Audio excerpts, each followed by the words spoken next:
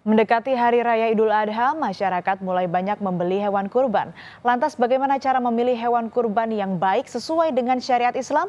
Berikut liputan jurnalis Kompas TV, Gesi Lutfia dan juru kamera Dedi Setio dari Semarang, Jawa Tengah. Halo saudara, mendekati Hari Raya Idul Fitri, saat ini di Kota Semarang banyak sekali masyarakat yang mulai mencari hewan kurban, baik kambing maupun sapi.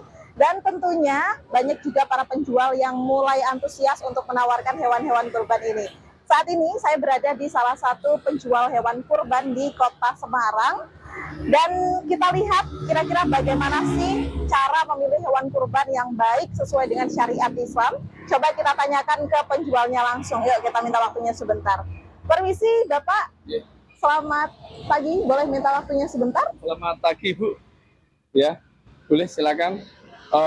Untuk kita langsung untuk melihat sapi-sapi yang akan dikorbankan, kita melihatnya harus matanya bening, badannya gemuk, kaki-kakinya kering, jadi kelihatan sehatnya seperti itu, tidak berlendir, tentunya poel. Poel itu sudah sesuai umur Ya, itu ya Pak? sudah umur layak korban seperti itu. Saudara, bagi yang mau membeli hewan kurban, Anda bisa memilih hewan ini yang sudah umurnya sesuai tentunya, kemudian bisa memilih yang gemuk, dan dapat juga dilihat dari matanya. Jika bening berarti hewan kurban tersebut sehat. Silahkan memilih hewan kurban. Dan saudara, dari Semarang, Gesi Lutfia, Dedi Setio melaporkan.